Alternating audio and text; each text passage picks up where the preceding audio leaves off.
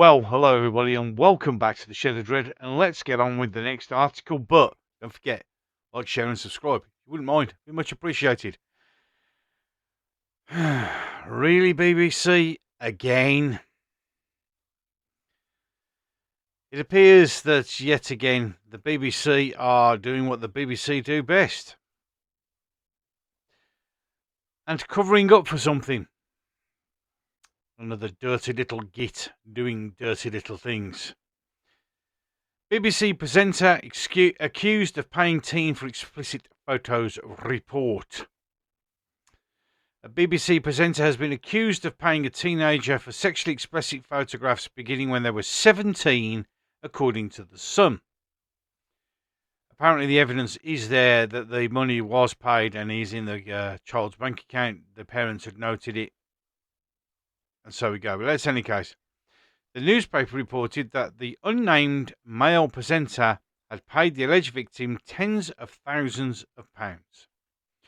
Before we go any further, why not named? I'm only saying because, we had the incidents a few years ago with Noel Clarke, who was immediately named, immediately destroyed, and immediately cancelled by the BBC itself, even without any investigation whatsoever. But here we go again. The BBC has another dirty little git working for them, and we're not saying anything, and we won't name them. It's understood the BBC is currently looking into the allegations, and at the start is currently not scheduled to be on air in the coming days. Summer holidays, perfect timing, what an amazing thing. The Sun said the young person's family complained to the BBC on the 19th of May. The family is reported to have been frustrated that the Star remained on air and approached the newspaper, but said they wanted no payment for the story. The mother told the paper that an anonymous individual, now aged 20, had used the money from the presenter to fund a crack cocaine habit. I wonder if that cocaine habit was brought on by being rejected by the same Star that did this. She described to the paper how her child had gone from a happy-go-lucky youngster to a ghost-like crack addict within 3 years. Grooming, methinks. First Philip Schofield, now somebody at the BBC, and let's be brutally honest, the BBC has a wonderful track record of covering up dirty little gits. Following the reports, several high-profile BBC presenters have taken to social media to deny that they're the presenter in question. Well, of course they do, because they're all shitting themselves. Broadcaster Roland Clark tweeted on Saturday that he was not the presenter, saying, "That ain't me, babe," and added that he is filming in Italy for the BBC programme. Separately, BBC Radio 2 presenter Jeremy Vine has also distanced himself from the Sun story, saying the allegations are not about him. Yeah, well, of course, we'd believe any of your words come out of anything else. In any case, he tweeted just to say, "I'm very much looking forward to hosting my radio show on Monday. Whoever the BBC presenter is in the news, I have some same message for you as Roland did earlier. It certainly ain't me." Match of the Day presenter Gary Lineker did not mention the allegation specifically, but writing on Twitter later on Saturday evening said, "Hate to disappoint the haters out there, but it's not me." Wow. There you go. Nice one, Gary. Yeah, big-eared knobhead. It's amazing how quickly they all come out. Nicky Campbell tweeted that he reported an anonymous Twitter account to the police over a post claiming he was the presenter. Yes. "I think it's important to take a stand. There are too many people on social media. Thanks for your support, friends." Well, this is true. I mean, we don't know who it is because, of course, the BBC are covering it up. It's how quick they all jump quickly. The corporation said the information would be acted upon appropriately, thrown in the bin and pretended it never happened. No doubt. Until the said person dies or they can't hold it anymore. BBC spokesperson said, "We treat any allegations very seriously." Rolf Harris, Jimmy Savile. "We have processes in place to proactively deal with them, pick them up, throw them in the bin, and see if we can bury it before anyone else gets there. As part of that, if we receive information that requires further investigation or examination, we will take steps to do this." Unless, of course, we can get away with it, then we won't. That includes actively attempting to speak to those who have contacted us in order to seek further details and understanding of the situation, and if we can tell them to shut the fuck up, that'd be much more appreciated. If we get no reply to our attempts or receive no further contact, that can limit our ability to progress things, but it does not mean our inquiries stop. No, that's exactly what it means. If at any point new information comes to light to us provided, and if we can try and bury it for as long as we can, we will, including via newspapers, this will be acted upon appropriately in line with our internal processes. Bury it.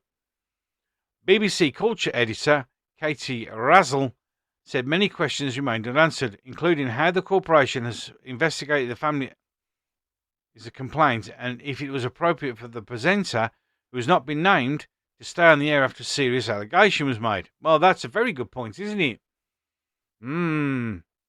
Yes, we'll do that. So I'm already assuming this is a white male, because otherwise, I suppose it could be a black male. I don't know. Well, we don't know. BBC statement appears to suggest its initial investigation may have been hampered by a lack of response from the family, she said. Oh, well, that's all right then. Well, if they don't say anything to, haven't said anything to us, it didn't happen. This allegation, if proven, would mean the career of a high-profile BBC presenter is likely to be over. Unless, of course, you're a high-profile black director and writer and actor who gets targeted by a Guardian newspaper with allegations that have never been backed up, never been followed up, never been reported, and then his name can be all over the world. He can have his agent kick him out. We can have people like the BBC swearing blind they'll never work with him again, even though he hasn't actually been proved to do anything wrong. But here, this particular one, even though, the same sort of allegations, they'll keep him on. It's all right. It's convenient. Just very, very convenient that he's gone away on holiday. How funny is that, eh? It seems to be very much in the entertainment industry. If your face fits, you're okay. If you are from the right background, you're okay. But if you're not, and you work hard, and you cause, and people don't like the way you do things because it annoys them and upsets them, then you can have your life completely destroyed. How is this BBC presenter not been named? How is this BBC presenter still in a job? Somebody went to him and said, that guy has been paying my son money for lewd photos when he was 17. Why did you just ignore it and keep that presenter on? I mean, I'm sure it won't take long for somebody to start figuring out who it was, because they were on the air on 19th of May and now they're not. Unbelievable. Absolutely unbelievable. Then again, two-tier system for everything, isn't it, ladies and gentlemen? Be interesting to see. I'm not going to guess who it is because it's unnamed. And to be fair, even if you don't like a particular presenter, you can't go throwing allegations around. Especially not on Twitter, not with any evidence. Hold on a minute. Isn't that what people did to Noel Clarke? Yeah, it is. Any case, social media up above. If you enjoyed this video, you can like and share. Please feel free to subscribe. And if you do, when you hit that notification bell, make sure you set it to all. And with that, I'm gone. You know what you need to do right now. Get out of my shed. No, bye. Ta-da. So long.